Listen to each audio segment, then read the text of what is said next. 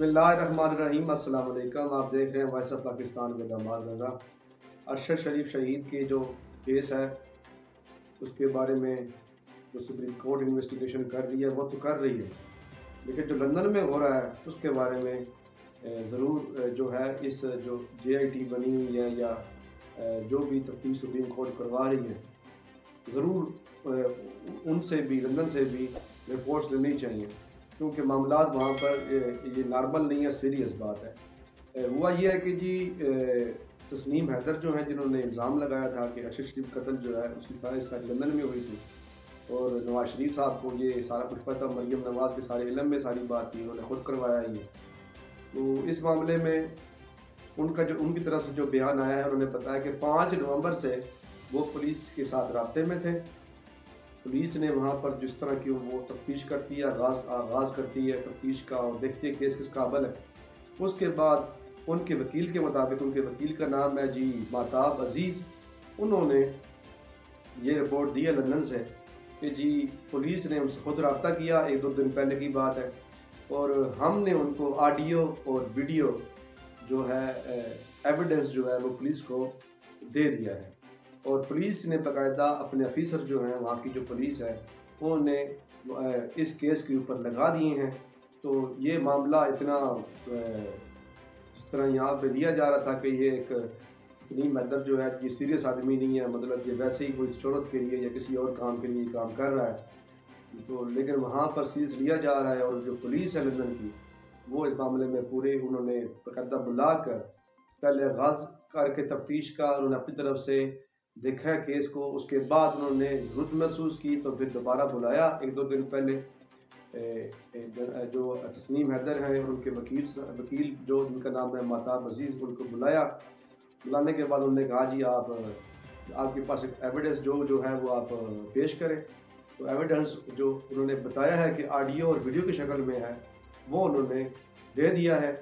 तो मामला काफ़ी वहाँ पर जो सीरियस है और यहाँ पर सुप्रीम कोर्ट को ये आर्डर करना चाहिए कि तस्नीम हैदर के पास जो सबूत है, लंदन पुलिस के पास जो इन्वेस्टिगेशन अब तक उनके पास है, उनसे भी इस बारे में बात करनी ज़रूरी है। उसके अलावा एक ये भी चीज़ हुई है कि उन्होंने तस्नीम हैदर के बारे में ये भी सुनने में आ रहा है कि लंदन पुलिस ने एक ऑफिसर को ये ड्यूटी दे दी है कि वो तस्नीम हैदर को सिक्योरिटी फराहम करे। मतलब वो इतना सीरियस ले रहे हैं इस केस को, तभी तो कुछ मामला ऐसा है और तस्नीम हैदर ने ऐसे सबूत दिए हैं कि पुलिस इसको इतना सीरियस ले रही है। तो पहली बात तो अरशद शरीफ साहब की शहादत के ऊपर मैंने आपको जो रिपोर्ट देनी थी वो दे दी, और हमारे पाकिस्तानी मीडिया जो है यहाँ पर वो इतना इसका बारे में बात नहीं कर रहा, सिवाय ARY के या शायद जो बोन न्यूज़ है उसने इस बारे में बात की है। बाकी मीडिया को ने चुप साध रखी इस मामले पर। अच्छा, दूसरी बात ये है कि जी कल रात को लेट परवेज़ इलाही साहब जो हैं जी कल 8-9 बजे करीब वो निकले हैं जी वहाँ से, लाहौर से, और सीधा पिंडी पहुँचे हैं। वहाँ उन्होंने पिंडी में मुलाकात की है। तो पहली बात तो ये है कि ये समझ में आता है बात कि परवेज़ इलाही साहब जो हैं उनका हमेशा तल्लक जो है मुस्टैब्लिशमेंट के साथ बड़ा ठीक रहा है। तो क्योंकि यहाँ पे आर्मी चीफ साहब जो हैं वो अब चेंज हो चुके हुए हैं और जनरल आसम मुनीर साहब जो हैं वो इस वक्त चीफ ऑफ आर्मी स्टाफ हैं। पूरी कौम को बड़ी उम्मीदें उनसे वाबस्ता हैं कि शायद वो बाजवा ना बने और बाजवा की पॉलिसी फॉलो ना करें। अभी उनको बिल्कुल हम चाहेंगे कि उनको टाइम मिलना चाहिए, क्योंकि एक नए आर्मी चीफ अपनी टीम बनाने में और पॉलिसियों को देखने में टाइम लगता है। तो लेकिन अब मामला वो आ चुका हुआ है, टाइम जो है बहुत कम रह गया हुआ है। अगर परवेज़ इलाही जो हैं अगर वो इमरान खान के साथ असम्बलियाँ डिसॉल्व करने में शामिल हो जाते हैं तो थोड़ा सा एविडेंस मिल जाएगा कि शायद जो है वाकई जो हमारी इस्टेब्लिशमेंट है वो ये रोल प्ले कर रही है कि मुल्क में जल्द इंतखाबात हो। बाकी कोई और भी प्लान हो सकता है, ये भी इसका मजरे सोचने वाली बात है, ट्रैप भी हो सकता है इमरान खान के बारे में।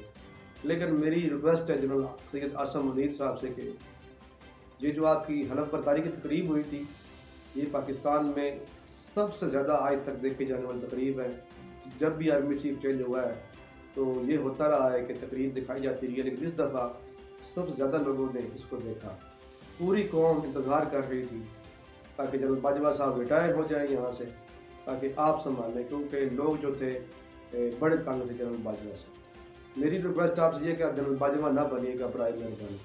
پاکستانی قوم نے آپ سے امید باندھی ہوئی ہے، اور آپ سے امید رکھے اور کس سے امید رکھے؟ پاکستان میں اور تو کوئی قانون جو ہے وہ یہاں پر ہے نہیں، اصول یہاں پر ہے نہیں، اخلاقیات یہاں پر ہے نہیں، اور ملک بربادی کی طرف جا رہا ہے.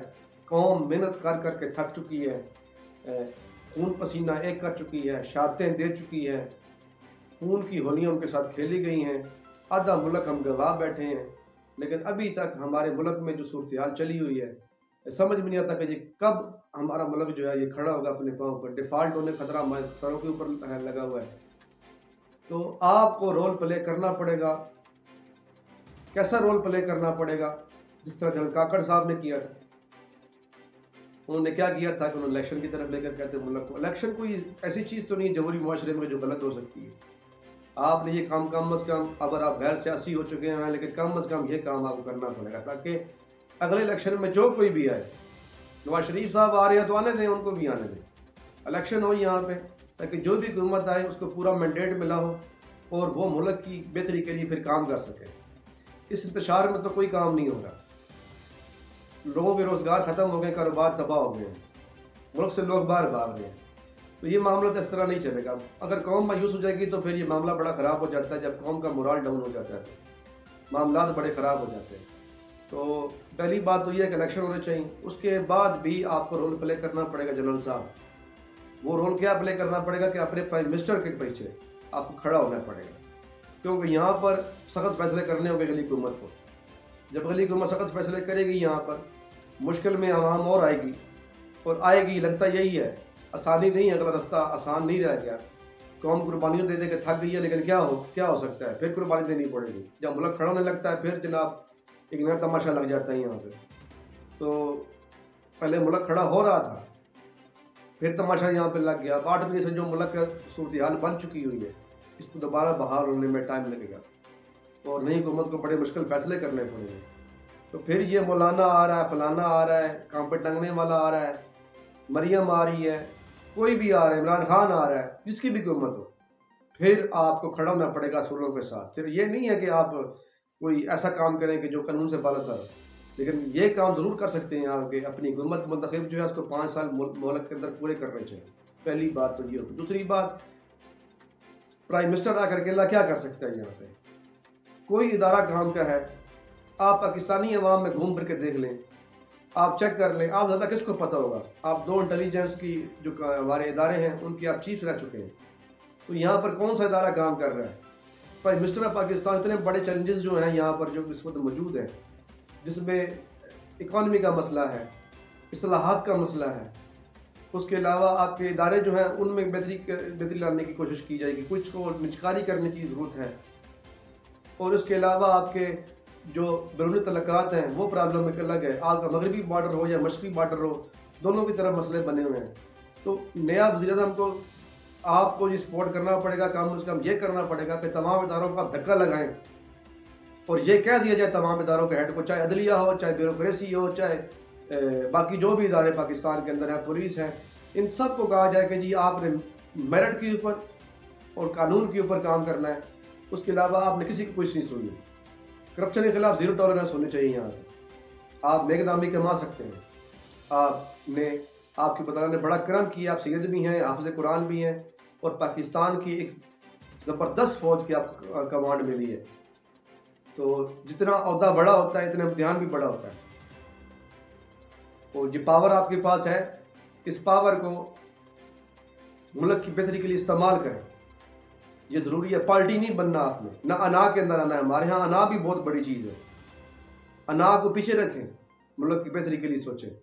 اور جلد سے جلد جو یہ ادارے کے اندر بگاڑ آیا ہے اور یہ جو عدم ثباتی بھگت رہا ہے اور جتنی بدنامی ہوئی ہے اور عوام کی طرف اتنی نفرت ہے یہاں پر اس وقت موجود ہے، میں کبھی سوچ نہیں سکتا تھا. میں صحیح سچ اس طرح بول رہا ہوں، میں سچ بتا رہا ہوں. پاکستانی جو ہے اس وقت وہ کیا کچھ کہہ رہے ہیں، میں یہ اتنا صرف اشارہ دے رہا ہوں آپ کو زیادہ پتہ ہو.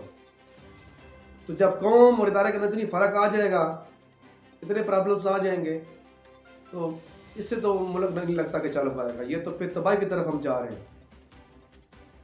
تو ضروری ہے کہ ہمارے ملک کے ادارے اور عوام مل کر آگے چیلنجز اتنے بڑے ہیں، ہمارے ملک کی سلامتی کے ایشوز ہیں، یہ ضرور ہمیں مل کے حل کرنا چاہیے تاکہ ہم کامیابی حاصل کر سکیں۔